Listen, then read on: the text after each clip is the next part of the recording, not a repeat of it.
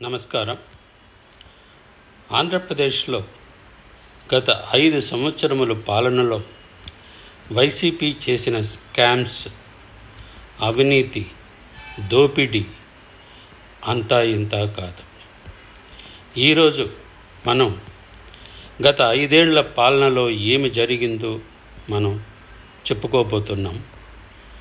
ఆంధ్రప్రదేశ్లో గత 5 సంవత్సరములు వైసీపీ పాలనలో ఎటు చూసినా కుంభకోణాలే, అవినీతి, దోపిడీలు ఒక్కొక్కటి వెలుగులోకి రోజు వస్తున్నాయి. కానీ ఇప్పటి కూటమి ప్రభుత్వం అవి తెలిసి కూడా ఎందుకు ఉలుకు పలుకు లేకుండా ఉంది అని తెలుసుకునే ముందు మిత్రులారా, శ్రేయోభిలాషులారా, మీరు కానీ నా ఛానల్ను మొట్టమొదటిగా చూసిన వారైతే దయచేసి నా ఛానల్ను సబ్స్క్రైబ్ చేసుకొని అలాగే బటన్ ఐకాన్ నొక్కినట్లయితే నా నోటిఫికేషన్స్ ప్రతి ఒక్కటి డైరెక్ట్గా మీకు అందుతాయి. మీరు షేర్ చేసినారంటే 10 మందికి ఈ వార్త, ఈ విషయం తెలుస్తుంది. మీరు మంచి చేసిన వారు అవుతారు.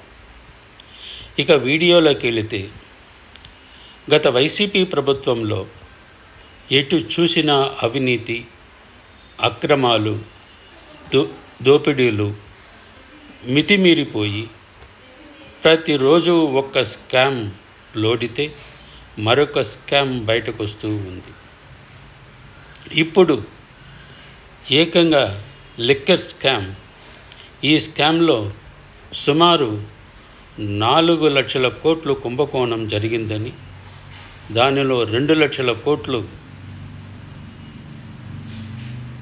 ఇతర దేశాలకు మనీ ట్రాన్స్ఫర్ అయిందని, మన దేశం దాటిపోయిందని టీడీపీ ఎంపీ లావు కృష్ణదేవరాయలు సాక్షాత్తు పార్లమెంటు సాక్షిగా చెప్పడం జరిగింది. మద్యం సేల్స్ 99,000 లక్షలు, దానిలో కుంభకోణం 4,000 లక్షలు. ఈ డబ్బులు ఎడికెళ్ళినాయి? సాక్షాత్తు పార్లమెంటు సాక్షిగా చెప్పడం జరిగింది లావు కృష్ణదేవరాయలు.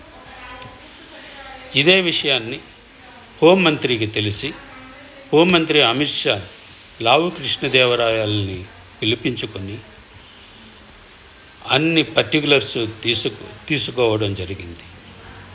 ఈ కుంభకోణాన్ని చూసి హోమ్ మినిస్టర్ ఇంత పెద్ద కుంభకోణం జరిగిందా అని ఆశ్చర్యపోయాడంట.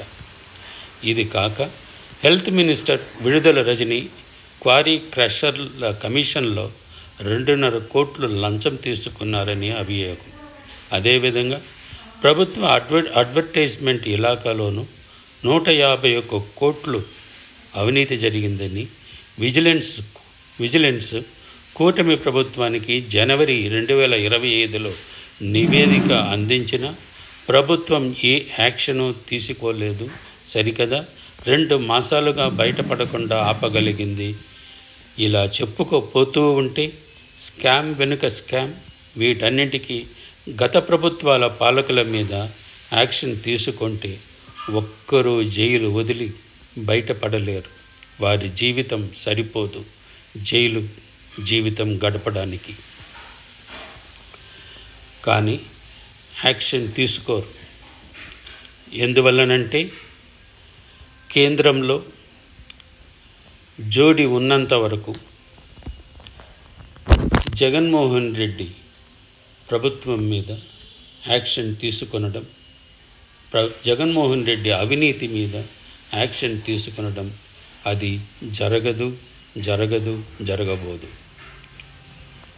ఒక్క 110 కోట్ల లిక్కర్ స్కామ్ అని ఢిల్లీ ప్రభుత్వాన్ని ముప్పు తిప్పలు పెట్టి బీఆర్ఎస్ ఎమ్మెల్సీ కవితను సుమారు 5 నెలలు తీహార్ జైల్లో ఉంచిన ఈ ప్రభుత్వం, అంటే ఈ కేంద్ర ప్రభుత్వం,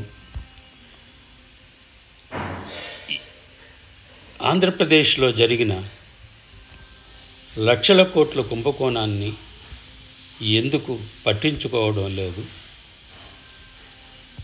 మీకు తెలిసి ఉంటుంది, ఇదే రాజకీయం. వివేకానందరెడ్డి హత్య తన కుమార్తె కోర్టు మెట్లు ఎక్కుతూనే ఉంది. దోషులు ఎవరు, హత్య చేసిన వారు ఎవరు అని అందరికీ తెలిసింది. కోర్టులకు తెలుసును, సిబిఐ నిర్ధారించింది. కానీ ఎవరిని, అవినాష్ రెడ్డిని అరెస్ట్ చేయరు. ఇది రాజకీయం.